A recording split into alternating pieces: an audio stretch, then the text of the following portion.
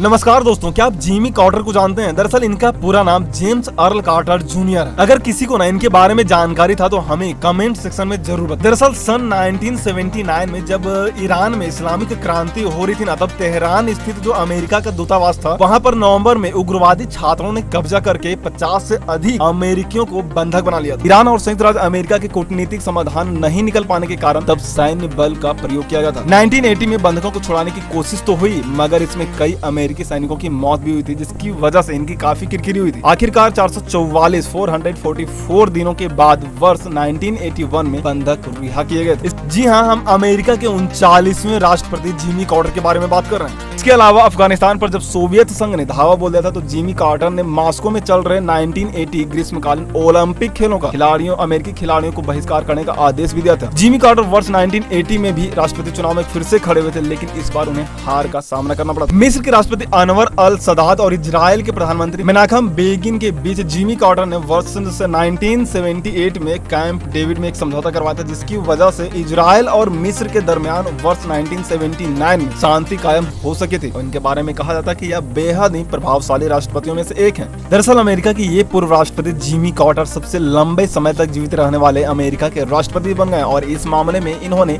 94 साल 171 दिनों की उम्र का रिकॉर्ड, जो कि जॉर्ज H.W. बुश का था, उसे तोड़ दिया। लेकिन अपने 98 वर्ष की उम्र में यह जीवन के अंतिम समय को हस्पाइस केयर में बिताने वाले हैं। तो आखिर में क्या होता है यह हस्पाइस केयर, इस बारे में पूरा जानेंगे। लेकिन इससे पहले चैनल को सब्सक्राइब कर वीडियो को लाइक जरूर करते हैं। इन सबसे पहले जिमी कार्टर के बारे में कुछ दिलचस्प बातें आते हैं, जैसे कि जिमी कार्टर एक अमेरिकी राजनेता है जो 1976 से लेकर 1980 तक, 1976 से लेकर 1980 तक संयुक्त राज्य अमेरिका के 39वें राष्ट्रपति रहे। राष्ट्रपति बनने से पहले वे संयुक्त राज्य अमेरिका के नौसेना में भी काम कर रहे थे। जॉर्जिया में इसके बाद सीनेटर रहे और फिर जॉर्जिया के गवर्नर भी रहे। राष्ट्रपति कार्यकाल के बाद वे मानव अधिकार संस्थाओं एवं परोपकारी संस्थाओं के साथ जुड़े रहे। उन्होंने 2002 में नोबेल शांति पुरस्कार से भी उन्हें सम्मानित किया गया। चलिए जानते हैं कि क्या होता है ये हस्पाइस केयर। देखो, सामान्य तौर पर अगर आप किसी अस्पताल में इलाज के लिए जाओगे ना, तो वहाँ पे आपका इलाज दवाइयों के साथ शुरू होगा और दवाइयों पे खत्म होता है। लेकिन अस्पताल आपके साथ किसी भी प्रकार का इमोशनल अटैचमेंट ना शायद ही रख पाए। लेकिन हस्पाइस केयर में ऐसा नहीं होता है। यहाँ पे दवाइयों के साथ इलाज जरूर होता है, लेकिन उन सारे फैक्टर्स पे बहुत ज्यादा ध्यान रखा जाता है ना, जो रोगी के खुशी के लिए ना मैटर करते हैं। मतलब कि वो सारी चीजें जो किसी रोगी फिर किसी इंसान की लाइफ में खुशी के लिए मैटर करता है, जिसने बहुत ज्यादा इंसान की खुशी के लिए जरूरी है, उन चीजों पर विशेष ध्यान दिया जाता है। और इलाज का जो पूरा का पूरा केंद्र है ना, वो इसी बात पर टिकी होती है और सारा इलाज इसी के इर्द गिर्द होता है। रोगी के जीवन की खुशी के साथ साथ ना उसके लाइफ के जो दुख दर्द हैं और उसके इलाज के लिए ना भावनात्मक और आध्यात्मिक दोनों ही तरह के पहल किए जाते हैं। और वो उन तमाम चीजों को एक साथ रखा जाता है ना, जो किसी भी इंसान के लाइफ में खुशी के लिए बेहद ही ज्यादा मैटर करती है, जैसे कि मानसिक शांति, आध्यात्मिक शांति और पारिवारिक सुख वगैरह वगैरह सारी चीजें। हालांकि ऐसा नहीं है कि ये सभी जगह होते हैं। अलग अलग हस्पाइस केयर में उपलब्ध जो सेवाएं हो सकती हैं ना, उनमें अंतर हो सकता है। लेकिन अगर सीधी बातों में कहें ना, तो इस तरह के केयर में रोगी को हर तरह के माहौल और खुशी दे करके उसके लाइफ लाइन को ना बढ़ाने की कोशिश की जाती है और किसी भी रोगी के जीवन रेखा को बढ़ाने के हर तरह के पहलू पर काम किया जाता है और उसे एक ऐसा माहौल बनाकर दिया जाता है ना, जिसमें वो सबसे ज्यादा खुश रह सके और अपने जीवन को ना खुशी खुशी जी सके। दुनिया में इस तरह के बहुत सारे अस्पताल हैं, यानी कि इस तरह के बहुत सारे हस्पाइस केयर हैं जो रोगियों का इसी तरह से इलाज करते हैं, जिनमें उन्हें एक ऐसी सिचुएशन यानी परिस्थिति में रखा जाता है ना, एक ऐसा माहौल बनाकर दिया जाता है, उनके लिए एक ऐसा एनवायरनमेंट पर काम किया जाता है ना, जिसमें कि उन्हें आध्यात्मिक के साथ साथ पारिवारिक